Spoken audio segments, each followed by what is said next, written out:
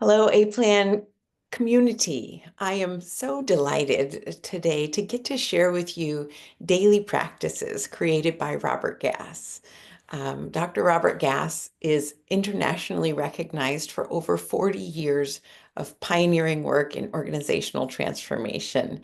And I'm also honored and delighted to call him a dear friend of my own. I met Robert when I attended the Art of Leadership. Boy, back in 2013, I think, many moons ago. Like A Plan, Robert is passionately committed to working with change makers, building strong leaders, organizations, movements for social justice and environmental sustainability. He's trained thousands of social change activists, political leaders, socially responsible business leaders in the US and abroad. And I'm one of 8,000 graduates of Robert's training called the Art of Leadership. And so I experienced these daily practices as part of that training. And so I'm so thankful, Robert, that you're willing to offer these to our A-Plan change-making community. So I'm delighted for you all to get to experience Robert firsthand. And with that, I'll turn this over to you to guide our participants in this experience. Thanks, Sarah. Yeah, we've been on this a long time together. When you said those years, like, wow, it's been a delight, first of all, to see the what you birthed in this incredible community and the services you're providing to the world. It feels so resonant with my own work and such an offering. So it's really a delight to be doing this with you.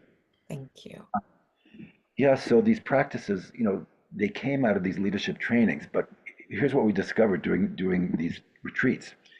People come and they get out of their lives and they go into this intensive learning experience and have these incredible insights and breakthroughs. It sometimes feels like, wow, this is life changing, and then 5 days later they're back at work and back in life and was like, I know I had a life changing experience. What it was. I guess when I started to learn the limits of what one learns going out of one's life to have these kind of experiences, that there's a question about how does it get integrated in. And so originally the practice were designed almost to supplement the trainings, particularly in the year-long trainings. Someone would have a 5-day retreat. And then I started thinking, well, what can they do every day between now and the next retreat that actually helps them integrate? And so I started creating these practices. And then most recently, it was like, wow, it would be nice to make these accessible to people rather than having to come to a retreat and then get the practices. Let's just give them the practices. Yes. The advantage, the advantage, there's some really advantages to this kind of training. One is that the integration is right there. You're not going out of your life to do something. You're actually trying to do something every day in your life. Um, and then it also turns out the repetition's important. Sometimes because we're talking about creating new habits, Mm. learning new ways of doing things, you want to make them a habit. It turns out it requires repetition. We sometimes think that habits are about willpower. I need to force myself to remember to do this thing. No, actually, there's a biological basis for habits. You're actually retraining your neurons to fire in a new way, and there is a secret to it. It's about repetition. And so the notion then of doing things as practices, they become normalized, they become the new normal. So that's Yeah. the thing we're trying to do is do this. Okay, it's Tuesday, it's Wednesday, do this again and Yeah. start to Yeah. create a habit. The other thing is to make it more accessible. To ask people to kind of go out of their lives, spend a bunch of money, go off on a retreat somewhere. That doesn't make it very accessible. These are obviously they're low cost, and you can do them without having to deal getting childcare or getting a time off from work. You do them as part of your life. So I think that's the gift or the opportunity for these Yes. practices. And Robert, I just am remembering when you and I first dreamed up this partnership to do this together. There's so much alignment because A-Plan is deeply committed to accessibility. And also, our app is designed based on neuroscience for how to change a mental habit. And with the Rick Hanson's 12-second theory out of Berkeley, if we put our attention on a new set of thoughts for 12 seconds, it changes our neural pathways. So those watching, you will have the opportunity to do that, participating in these. daily practices. Beautiful. Then, okay, why are we offering practices? Well, very quickly we learned we would train these practices to leaders, and then they'd say, "Well, it was helpful at work, but oh my goodness, it was so important to my life, to my relationships, to my." It's like, okay. And then looking at the other way, well, my wife and I have been doing couples retreats for 40 years also. We actually teach the same thing. Because first of all, what is the word to lead means simply to guide. That's where the origin of the word in English is. It's to guide. We want to guide our own lives. We want to take responsibility for our own lives. And so it turns out the same practices work so beautifully in the work setting, at home, and in leading others and in leading ourselves. But even to take leadership in your love relationship, yeah, we can do that and take leadership of your own life. So yeah, Mm.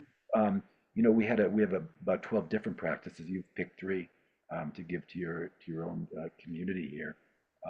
So the first one I think you've chosen is deep listening, which I think is in a way the foundational practice.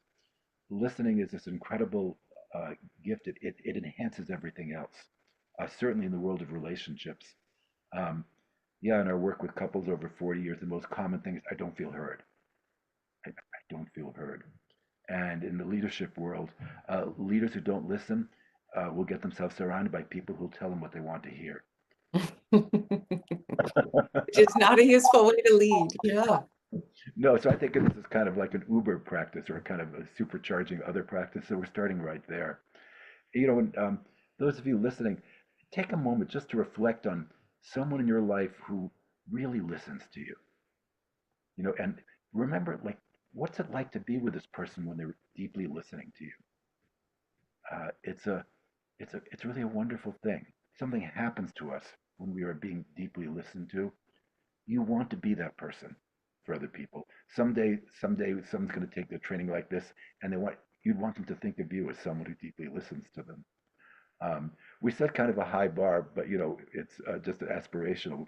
It's a this brief poem from the Persian poet Hafiz, which says, "How do I listen to thee? I listen to thee like I would listen to my cherished teacher's last dying words." Mm. Oh, Okay. that is We so may not listen to powerful. people everything like that, but to listen, think that's what we call deep listening. Yeah. It's powerful. It's a leadership practice, spiritual practice in a way to bring that quality of attention to another human being. So we start off with that. That's the first seminar.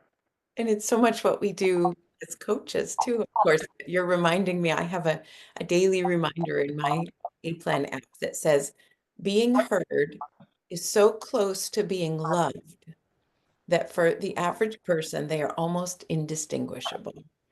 And it's such a way that we um, give and share love in the world by really listening to each other. And it's definitely something that even if you're a good listener, there's more. There's sort of no end to it. When I train coaches, no matter how experienced they are, the first day, what are we doing? We're doing exactly what we're going to be offering in the webinar and these practices.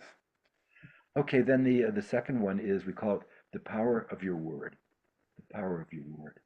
This is really about a level of integrity with yourself. First of all, it's the power of your word to yourself. When you say to yourself, "I'm going to do something," um, Mm. do you actually do it? That obviously applies to doing this training that we're doing.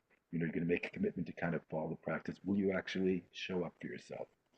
Um, yeah, and so we all get a chance to learn more about what it means to be impeccable with our word to ourselves. You probably all know, yeah, I'm really going to start exercising next week. Uh,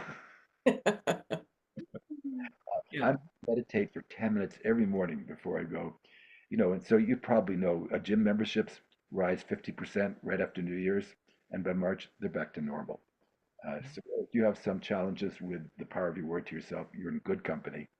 And so this too has habits that can be trained. But we're looking at two things. One is giving your word to yourself and keeping it, and then very much giving your word to others. Um, in relationships, this is fundamental. All kinds of relationships. Can you be counted on?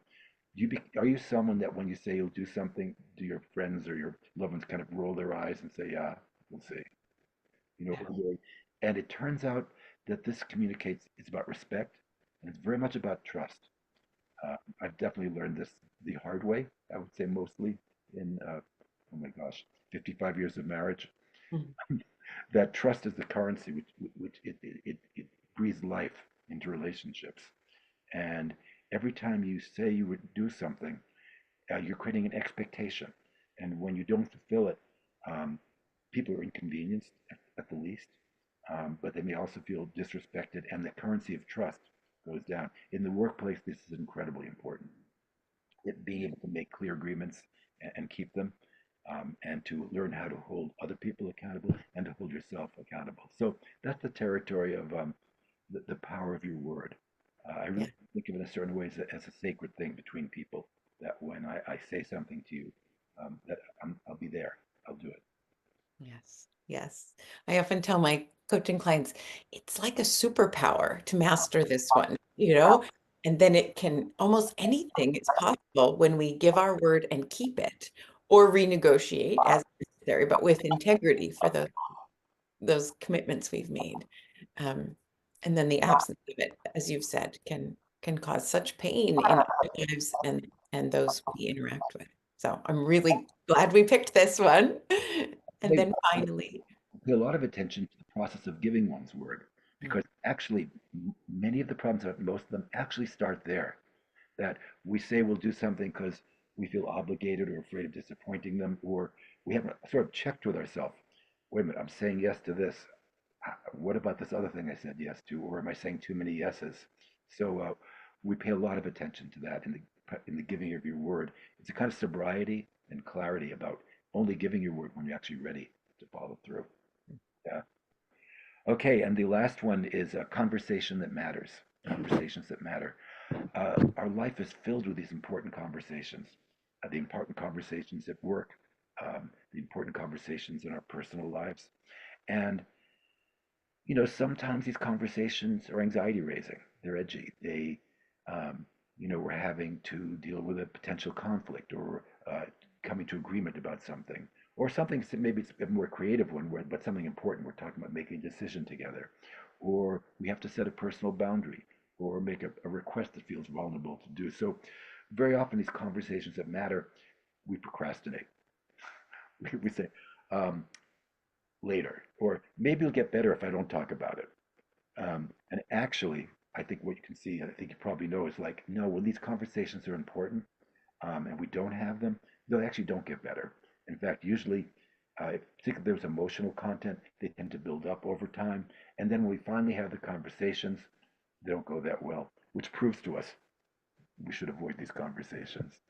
Uh, so actually, this is a very, very powerful training. This one is really, we're looking at a paradigm shift from these challenging conversations that matters as being something to, as leaning out.